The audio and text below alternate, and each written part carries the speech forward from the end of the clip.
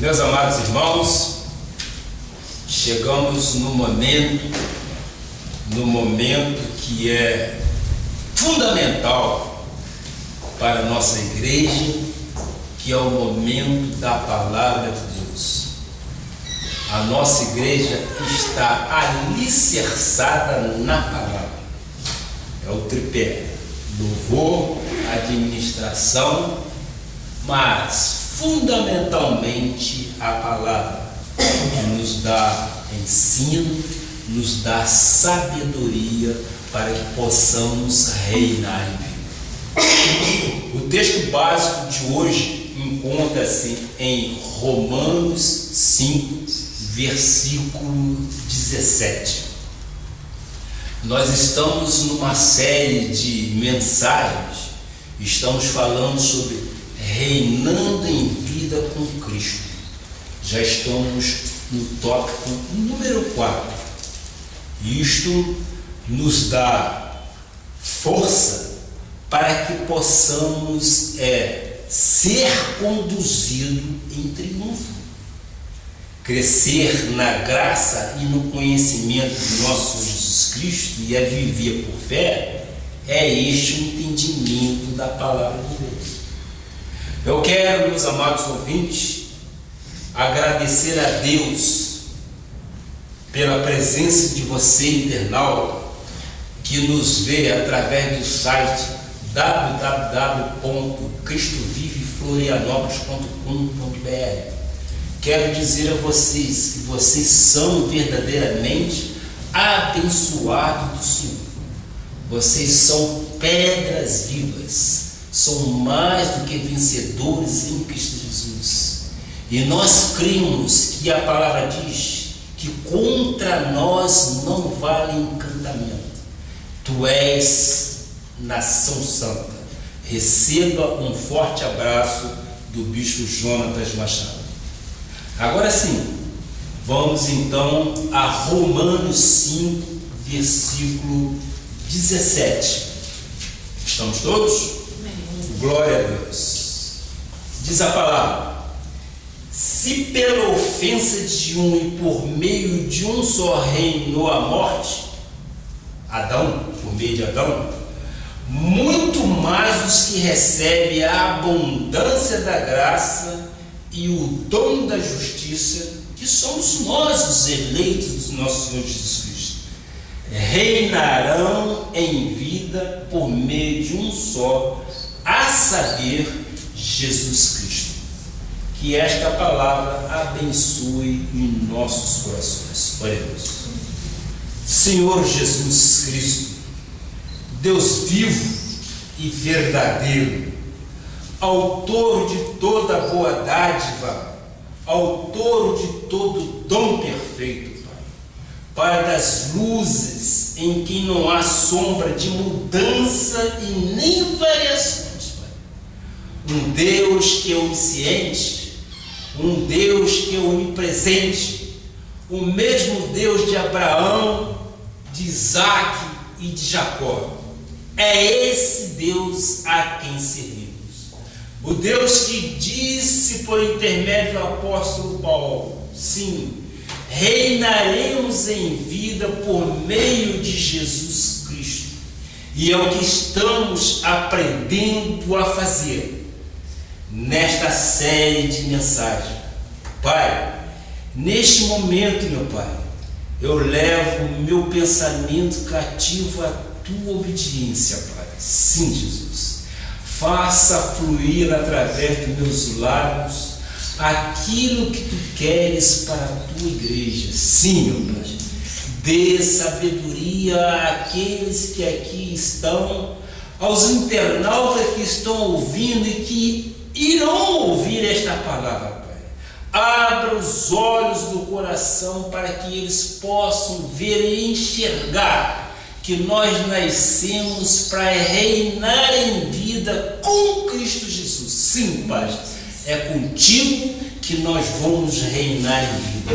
Nós cremos e recebemos em nosso espírito, Pai, que a palavra que aqui será pregada crescerá, encontrará corações sedentos e esta semente crescerá a 30, a 60 e a 100 por um da semente, em nome de Jesus. E todos os amados do Senhor digam amém, amém e amém. Glória a Deus por isso. Meus amados irmãos em Cristo Jesus, pedras vivas, nação santa, povo de propriedade exclusiva de Deus, tu és mais do que vencedor em Cristo Jesus. Você é menina dos olhos do nosso Senhor Jesus Cristo aqui nesta terra. Nós continuamos estudando as doutrinas da graça de Deus e temos aprendido em nossos estudos que ninguém tem vitórias espirituais se não for fiel no natural. Nós vimos na vida de Davi o que aconteceu com ele sendo um que cuidava das ovelhas do seu pai. Por ser ele natural, ele teve uma vida vitoriosa. Ele foi escolhido por Deus para que fosse rei em Israel. E ele teve muitas e muitas vitórias. Quando somos fiéis naquilo que Deus nos dá para fazer, Ele mesmo encarrega de nos prosperar cada vez mais. Quando nós colocamos a mão no arado, nós não podemos olhar para trás. Nós temos que olhar para o autor e consumador de nossa fé, que é Jesus Cristo. Ele sim é o grande galardoador de tudo. Ele é o grande recompensador de tudo aquilo que fizermos aqui na terra. Por isso, ele nos deixou a incumbência de ir e pregar o Evangelho a toda criatura. E nós, nessa série de mensagens, nós estamos estudando e fazendo com que as pessoas vejam em si que nasceram para reinar em vida. No estudo anterior, nós vimos que o povo de Deus não foi ungido para viver na mesmice ou debaixo de tradições e costumes humanos, mas foi ungido para viver no poder do Espírito Santo e na força da sua palavra. É esta palavra que edifica, que dá segurança aos seus. Hoje, através deste estudo, aprenderemos que os cinco ministérios que Cristo Jesus estabeleceu na sua igreja, cujo objetivo principal é aperfeiçoar os santos para que tenham um bom desempenho na vida, para a edificação do corpo de Cristo e para não serem induzidos a erros. Nós somos treinados, nós somos disciplinados por Deus para que não sejamos induzidos a erro. Para isso, Ele criou os seus ministérios, os seus 5 ministérios. Quais são? De apóstolos, profetas, evangelistas, pastores e mestres. Cada um com a sua responsabilidade. Apóstolo é aquele que é enviado, é aquele que é enviado para estabelecer os critérios de Deus naquele lugar. Nós vimos isso lá com o apóstolo Paulo, quando ele viajava naquela ocasião por toda a Palestina para implantar o quê? Para implantar exatamente o ministério. Ora, vamos ver em Efésios 4, versículo 11 a 14. Aqui temos um texto bíblico que nos mostra isso. E ele mesmo concedeu uns para apóstolo, e é ser enviado, né? Outros para profeta, ou seja, aqueles para profetizar, outros para evangelista, ou seja, evangelizar, e outros para pastores, pastorear as ovelhas, e mestres. Mestres é aqueles que têm a função de ensinar, de transmitir. Vejamos no versículo 12, por favor. Com vista ao aperfeiçoamento dos santos, para o desempenho do seu serviço, para a edificação do corpo de Cristo. Versículo 14, por favor. Para que não mais sejamos meninos, agitados de um lado para o outro e levados ao redor por todo o vento de doutrina, pela artimanha dos homens, pela astúcia com que induzem ao erro. Para que não sejamos meninos. A criança, evidentemente, é imatura. A criança é agitada. Este é o exemplo. Vive de um lado para o outro. E é levada a qualquer sorte. Por quê? Porque ela não tem a sua consciência ainda treinada, ou não tem o conhecimento necessário para saber o que é certo e o que é errado.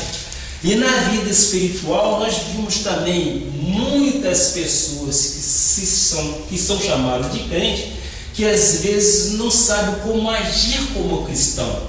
Muitas vezes correm para uma determinada igreja ou para uma determinada irmã para ouvir falar profeticamente alguma coisa sobre sua vida.